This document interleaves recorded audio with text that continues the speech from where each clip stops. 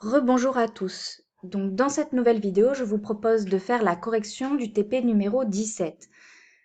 Donc dans ce TP, on se demande comment la connaissance du magnétisme, du champ magnétique terrestre, peut nous apporter la preuve qu'il y a bien une divergence des plaques. Alors qu'est-ce qu'on va appeler divergence des plaques? Donc normalement c'est un rappel, ce sont des choses que vous avez dû voir au collège. Au collège, vous avez dû voir que au centre des océans, vous avez une dorsale. Une dorsale, c'est une chaîne médio-océanique très très riche en volcans. Au centre de l'océan, donc vous avez une dorsale et à cet endroit-là, vous avez quelque chose qui s'appelle l'expansion océanique ou la divergence des plaques. Les deux mots peuvent exister. Vous allez avoir une expansion océanique au niveau de l'axe des dorsales. Donc là, je commence l'animation. Qu'est-ce qui se passe? Vous avez les volcans qui vont faire des roches volcaniques que vous avez étudiées déjà, le basalte et le gabbro. Donc la croûte océanique qui est en train de se former ici, elle se forme toujours au niveau de la dorsale. Et petit à petit, les roches qui sont déjà formées s'éloignent, soit vers l'est, soit vers l'ouest. Et c'est ce qu'on appelle la divergence. Donc le basalte qui est proche de la dorsale est un basalte jeune, alors que le basalte qui est éloigné de la dorsale, ici, est un basalte âgé. C'est ça qu'on appelle l'expansion océanique. Comment des connaissances sur le magnétisme peuvent nous permettre de prouver que ce modèle-là, il est juste. Donc c'est ça que l'on essaie de montrer dans le TP numéro 17. Donc dans le TP numéro 17, vous avez vu ce que c'est que le champ magnétique. Dans la première question, vous demandez le pôle nord magnétique actuel est au sud. Donc il fallait dire que c'était vrai. Le pôle nord magnétique, il est ici. Il est donc, c'est marqué sur le schéma, il est donc au sud. Donc pourquoi est-ce qu'on l'a mis au sud? C'est en réalité à cause des boussoles. Votre boussole, le nord de votre boussole est attiré par le sud géographique et ce sud géographique en réalité est attiré par le sud magnétique et le sud magnétique, il est bien au nord géographique. Il fallait donc répondre vrai. Dans la question suivante, on vous demandait le pôle nord magnétique est précisément sur le pôle sud géographique. Il fallait répondre faux. Là encore, il suffisait de regarder ce document. Si vous regardez bien ce document, vous vous rendrez compte que le pôle sud, que le pôle nord magnétique ici, ne se trouve pas précisément au même endroit que le pôle sud géographique. Il fallait donc répondre faux. Ensuite, on vous demandait de regarder le lien mini où on voyait un basalte qui pouvait désorienter l'aiguille d'une boussole, ce qui vous permettait de répondre ensuite à la question pourquoi un bateau qui passe au-dessus des océans enregistre-t-il des anomalies magnétiques? Eh bien, c'est parce que la croûte océanique est composée de basalte. Vous l'avez vu, je le disais, vous l'avez vu dans le thème 2 déjà ça. Or, un basalte, il possède un champ magnétique fossile qui date de l'époque à laquelle il s'est formé quand le magma s'est refroidi.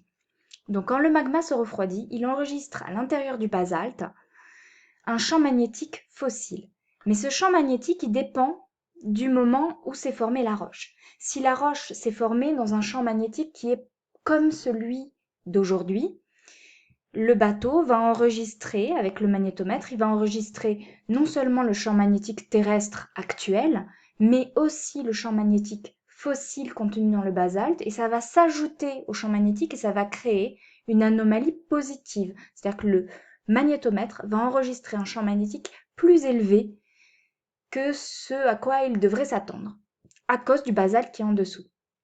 Parfois, il va enregistrer, au contraire, un champ magnétique inférieur à celui normal de la planète Terre. Eh bien, c'est parce que le champ magnétique fossile contenu dans les basaltes était inverse à celui que l'on connaît maintenant. Et c'est parce qu'il est inverse, il vient s'opposer au champ magnétique et du coup, le champ enregistré est plus faible. C'est une anomalie négative. Ce qu'on voit sur ce document, c'est que lorsque lorsque le champ magnétique est inverse, on le représente en blanc, et lorsqu'il est comme aujourd'hui, normal, on le représente en noir. Ici, vous avez des roches d'âges différents, et on vous dit si à cet âge-là, le champ magnétique, il était normal, dans ce cas-là, on le représente en noir, ou inverse, dans ce cas-là, on le représente en blanc. Donc sur ce document, on vous demandait comment était orienté le champ magnétique terrestre il y a 500 000 ans. Alors il faut être précis, vous regardez ça c'est 1 million d'années, vous coupez en deux, et vous allez dans 500 000 ans, vous arrivez ici. Vous voyez bien que vous êtes dans une période représentée en blanc, c'est une période inverse. Il fallait donc répondre que le champ magnétique terrestre était inverse, opposé à celui que l'on connaît actuellement, parce que le document montre une bande blanche.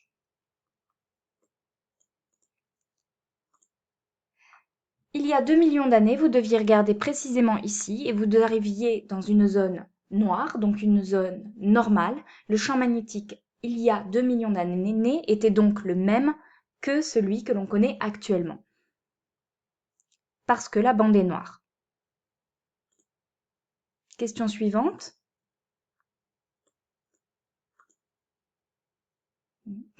Alors, question suivante, vous aviez ici, je remets la question, voilà, on voit la question. Donc, on vous demandait de tracer sur une feuille de papier millimétrée un graphique. Alors ici, qu'est-ce que c'est? C'est un document qui a été fait par une modélisation par des élèves qui sont passés au-dessus d'une feuille. Et sur cette feuille, ils ont mesuré une intensité de champ magnétique à l'aide d'une boussole. L'intensité du champ magnétique, si elle est égale à 0, on considère qu'il n'y a pas d'anomalie.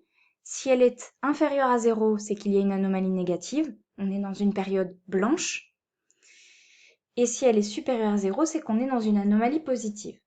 Bon, on vous demandait donc de représenter sous la forme d'un graphique la distance parcourue en centimètres en fonction de l'intensité du champ magnétique en UA. Vous deviez obtenir un document comme celui-ci. Donc, vous voyez bien ce document, vous avez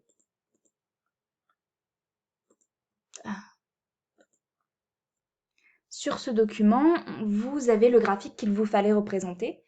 Donc, vous voyez que au fur et à mesure qu'on se déplace au-dessus de la feuille, on obtient un champ magnétique qui peut être soit positif, soit négatif, soit positif, et ça va varier. Et donc, on va avoir des zones positives et des zones négatives. Vous pouvez d'ailleurs colorier votre graphique avec des zones négatives, avec des zones à anomalie positive que vous représenterez en noir, donc une période normale, une zone avec une activité normale, et des zones blanches, et des zones noires et des zones blanches. Donc vous avez une alternance de zones avec une anomalie négative et une alternance de zones avec des anomalies positives, donc en positive en noir, négative en blanc. Vous n'avez plus qu'à imaginer qu'il y a un bateau en fait qui passe au-dessus de ces bandes. Donc vous avez un bateau qui passe au-dessus de ces basaltes et selon que les basaltes aient enregistré des champs magnétiques inverses ou normales, on a des bandes blanches ou noires. Donc le bateau se déplace comme ça au-dessus de l'océan. Et vous avez ici la dorsale. Donc la dorsale est là. On vous demandait, par rapport à cette dorsale, comment sont les anomalies magnétiques? Comment sont-elles réparties par rapport à la dorsale? Vous deviez remarquer que vous aviez des bandes d'anomalies, qui sont parallèles à l'axe de la dorsale, qui sont droites, puisque ce sont bien des bandes et pas du tout des taches ou autre chose. Donc vous avez des bandes parallèles à l'axe de la dorsale, et vous remarquerez que quand vous partez dans un côté, ou que vous partez de l'autre côté, vers l'ouest ou vers l'est, vous vous rendez compte que les bandes sont symétriques. C'est donc ça qu'il fallait répondre sur le questionnaire. Vous deviez mettre « Je remarque que les anomalies magnétiques sont symétriques par rapport à l'axe de la dorsale et je remarque que l'anomalie magnétique est positive au niveau de la dorsale. » Ici. positive au niveau de la dorsale. Pourquoi est-elle positive? Vous vous doutez bien que actuellement la dorsale, quand il y a des basaltes qui se forment aujourd'hui au niveau de la dorsale, ils enregistrent quel type de magnétisme? Ils enregistrent un magnétisme actuel. On est aujourd'hui, au niveau de la dorsale, les basaltes qui se mettent en place sont des basaltes qui enregistrent une anomalie normale, en fait un champ magnétique normal, donc l'anomalie va être positive. C'est tout à fait normal que les premières bandes que j'obtienne soient des bandes normales. Et là, je suis dans une zone inverse parce que du coup, je suis dans des basaltes qui ont été déposés il y a longtemps. Donc pour finir sur cette correction, nous allons regarder ensemble la vidéo qui était proposée. Nous allons regarder ensemble la vidéo qui était proposée pour vous montrer sous la forme d'une animation, ce qui se passe au fond des océans. Donc là, on est à une période où le champ magnétique est comme aujourd'hui. Du coup, les basaltes qui se forment, ils sont représentés en noir. Donc les représentants noirs parce qu'ils enregistrent un champ magnétique comme aujourd'hui. Maintenant, on va laisser le temps s'écouler. Donc le temps va s'écouler et on va avoir un nouveau basalte qui va se former au niveau de la dorsale pendant que la croûte océanique s'écarte de part et d'autre de cette dorsale. C'est ce qu'on appelle l'expansion océanique ou la divergence. Donc là, on va avoir, c'est parti, quelque chose qui se met en place. Si le champ magnétique s'inverse, on change de régime ici. Donc lorsqu'on est dans une période inverse, les basaltes enregistrent donc un champ magnétique fossile inverse, ce qui explique qu'il y ait ces bandes. Et vous voyez que ces bandes, elles sont forcément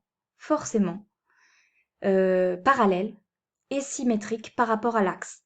Donc plus vous êtes proche du centre de l'océan au niveau de la dorsale, plus vous avez un basalte récent, et plus vous vous éloignez, plus le basalte en fait correspond à des périodes qui remontent à très longtemps, plusieurs millions d'années. Donc voilà pourquoi on a des bandes d'anomalies magnétiques au fond des océans. Et si on a ces bandes, c'est parce que il y a une divergence des plaques. C'est parce que les plaques bougent. Si les plaques ne bougeaient pas, on n'aurait pas ces bandes d'anomalies magnétiques parfaitement parallèles et parfaitement symétriques. C'est impossible. Cette répartition ne peut pas être due au hasard.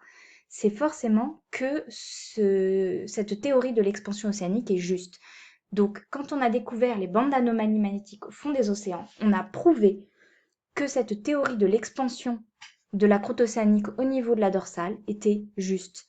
C'est une preuve irréfutable qu'il y a bien un mouvement de la lithosphère, un mouvement de type divergent au niveau de la lithosphère océanique, ce qui était le but de ce TP.